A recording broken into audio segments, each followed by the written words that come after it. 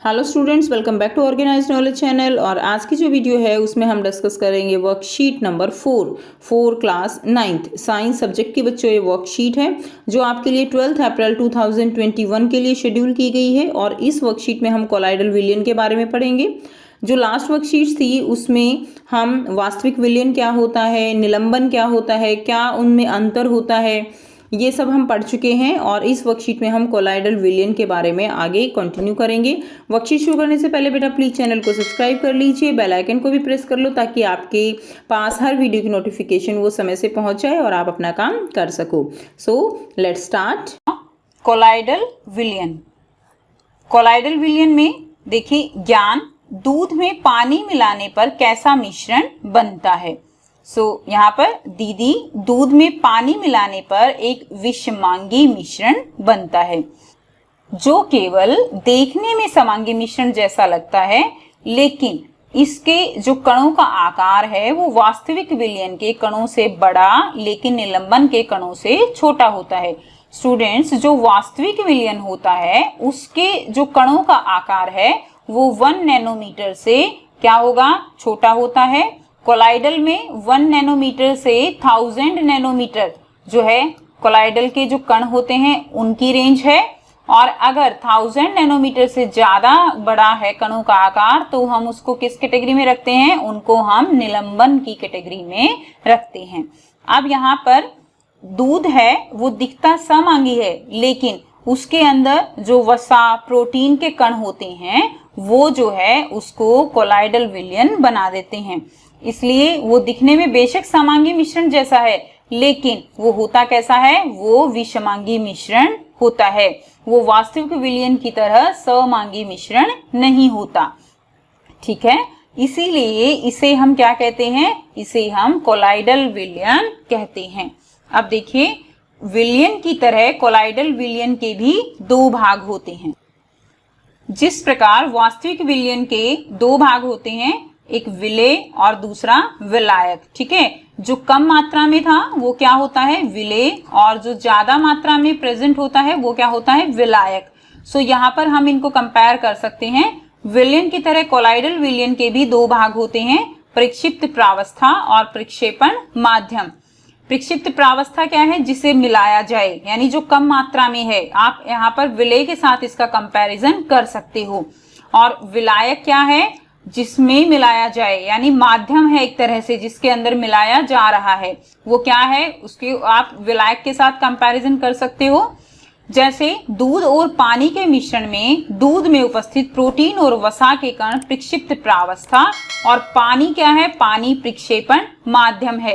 यहाँ पर पानी जो है माध्यम है और पानी के अंदर क्या डाले गए हैं, प्रोटीन और वसा के कण, जिसके कारण फिर ये कैसा, जो यहाँ पर हमें ये विलयन तैयार मिला है, ये क्या है, ये कोलाइडल विलयन है। अब हम कोलाइडल विलयन के गुणों के बारे में बता सकते हैं। बच्चों, यह एक विषमांगी और स्थायी मिश्रण होता है। ठीक है, विषमांगी है और स्थायी है। स्थायी का मतलब क्या होता है, ऐसा तो नहीं है कि आपने दूध को कुछ देर रखा और उसमें प्रोटीन और जो वसा है वो नीचे बैठ गई, जैसे पानी के अंदर रेत बैठ जाता है, ऐसा बिल्कुल नहीं है। यही कारण है कि इसको हम स्थायी मिश्रण बोलते हैं। अगर नीचे बैठ जाता तो ये अस्थायी मिश्रण होता, निलंबन की तरह। ठीक है, तो इस चीज का आप ध्यान रखिए। इसके कणों को केवल आंखों से नहीं देखा जा सकता। ठीक, हम दूध में प्रोटीन और वसा को नहीं देख पाते, लेकिन यह कण आसानी से प्रकाश की किरणों को फैला देते हैं। यानी जो कोलाइड के कण हैं वो उनकी रेंज मैंने आपको क्या बताई, उनकी रेंज मैंने आपको बताई 1 नैनोमीटर से 1000 नैनोमीटर। यानी इनके जो कण हैं वो इतने काफी बड़े हैं कि वो प्रकाश की किरण को आसानी से फैला सकते हैं, जिससे मिश्रण में उसका मार्ग या पथ जो है वो साफ दिखाई देता है। ये जो पथ इस प्रकार दिखाई देता है, इस प्रभाव को हम क्या बोलते हैं, इसको हम बोलते हैं टिंडल प्रभाव, जो कि वास्तविक विलयन में आपको दिखाई नहीं देगा। टिंडल प्रभाव को आप जंगल में बहुत सारे पेड़ होते हैं, उनमें से जब प्रकाश ऐसे छनकर आ रहा होता है तो आप टिंडल प्रभाव को देख सकते हो। किस प्रकार जो पाथ है, रास्ता है, वो विजिबल हो जाता है। इसी प्रकार अंधेरे कमरे में अगर किसी छिद्र में से प्रकाश आ रहा है तो आपको जो धूल के कण हैं वो कोलाइडल विलयन की तरह काम करेंगे। कोलाइडल कण होते हैं धूल के कण जो कि प्रकाश को फैला देते हैं और वो पूरा जो पथ है वो हमें साफ साफ दिखाई देता है। जिस प्रकार आप डायग्राम में देख पा रहे हो, विलयन में ये प्रकाश जो है यहाँ से दिखाई नहीं दे रहा पथ इसका, लेकिन कोलाइडल विलयन में पथ जो है वो हम साफ साफ देख सकते हैं। इसके कणों को छानन विधि से अलग नहीं किया जा सकता। सो आप दूध को छानकर उसके अंदर से प्रोटीन और वसा को अलग नहीं कर सकते, यानी जो कोलाइडल कण हैं उनको हम छानन विधि से अलग नहीं कर सकते। कोलाइडल विलयन के कुछ उदाहरण हैं, तो देखिए प्रक्षिप्त प्रावस्था, प्रक्षेपण माध्यम, एग्जाम्पल गिवन है, उस प्रकार को हम क्या कहेंगे और उदाहरण यहाँ पर गिवन है। अगर प्रावस्था द्रव अवस्था है और माध्यम गैस है तो उस प्रकार को हम कोलाइडल विलयन के उस प्रकार को हम क्या कहेंगे, एरोसोल। इसमें एग्जाम्पल कोहरे का है, तो कोहरे के अंदर जो पानी की बूंदें हैं और ये क्या है, द्रव अवस्था होगी जिसको हम प्रक्षिप्त प्रावस्था कहेंगे, और गैस जो है इसमें क्या है वो क्या होगी, प्रक्षेपण माध्यम है, यानी गैस के अंदर द्रव जो है वो घुल गया है और एक कोलाइडल विलयन तैयार हो गया। इसी तरह एग्जाम्पल आप बादल और कुहासा का भी ले सकते हो। नेक्स्ट, अगर प्रक्षिप्त प्रावस्था ठोस है और माध्यम फिर से गैस ही है तो भी वो क्या है, प्रकार एरोसोल ही कहेंगे। जैसे धुआं, माध्यम क्या है, गैस है धुएं में, ठीक है, यानी गैस के अंदर ठोस के कण जो है वो लकड़ी के जो छोटे छोटे कण होते हैं जिसके कारण धुआं उत्पन्न होता है, वो एक तरह से प्रावस्था है और वो गैस के अंदर घुल गया है। और इस सिचुएशन जो ये टाइप बनती है कोलाइडल की, तो इसको हम क्या कहेंगे, एरोसोल कहते हैं। इसके अलावा स्वचालित वाहन का निथार जो एग्जॉस्ट होते हैं वो भी क्या है, एरोसोल है। नेक्स्ट, अगर प्रावस्था गैस है और माध्यम द्रव है तो उसको हम फोम कहेंगे, जैसे शेविंग क्रीम है। इसी तरह अगर माध्यम भी द्रव है और प्रावस्था भी द्रव है, ठीक है, तो उसको हम क्या कहेंगे, इमल्शन। तो ये काफी इंपॉर्टेंट है प्रकार। अब इसमें देखिए दूध का एग्जाम्पल यहाँ पर गिवन है। इमल्शन में दूध के अंदर द्रव यानी पानी जो है वो क्या है, माध्यम है, और इसके अंदर जो प्रावस्था है यानी प्रोटीन, प्रावस्था क्या है यहाँ पर, प्रोटीन और वसा। प्रोटीन और वसा ये भी किस अवस्था में है, द्रव अवस्था में है, तभी हम इनको छानन विधि से अलग नहीं कर सकते। तो ये जो यहाँ पर प्रकार बना है कोलाइडल का, ये क्या है, इमल्शन कहलाएगा। इसके अलावा फेस क्रीम का एग्जाम्पल ले सकते हो। निम्न प्रश्नों के उत्तर दीजिए। फर्स्ट क्वेश्चन दिया गया है, हम कोलाइडल विलयन व वास्तविक विलयन में अंतर कैसे ज्ञात कर सकते हैं, सचित्र स्पष्ट कीजिए। सो विलयन के बारे में बच्चों आप लिखोगे कि यह विलयन जो होता है समांगी तथा पारदर्शी होता है, जैसे पानी में नमक का विलयन। सेकंड पॉइंट होगा, इसमें विलय के कणों का आकार 1 नैनोमीटर तक होता है। थर्ड जो पॉइंट आप लिखोगे वो है, इसमें विलय के कणों को सूक्ष्मदर्शी यंत्र द्वारा भी नहीं देखा जा सकता, बहुत छोटे कण होते हैं। नंबर 4 पॉइंट हो जाएगा, इसमें विलय कणों को छानकर पृथक नहीं किया जा सकता, यानी जो छानन विधि होती है उससे जो विलय के कण हैं उनको अलग नहीं किया जा सकता। नंबर 5 आप लिखेंगे, अपने छोटे आकार के कारण विलयन के कण गुजर रही प्रकाश किरण को फैलाते नहीं हैं, इसलिए विलयन में प्रकाश का मार्ग दिखाई नहीं देता, यानी जो टिंडल प्रभाव है वो इसमें दिखाई नहीं देता।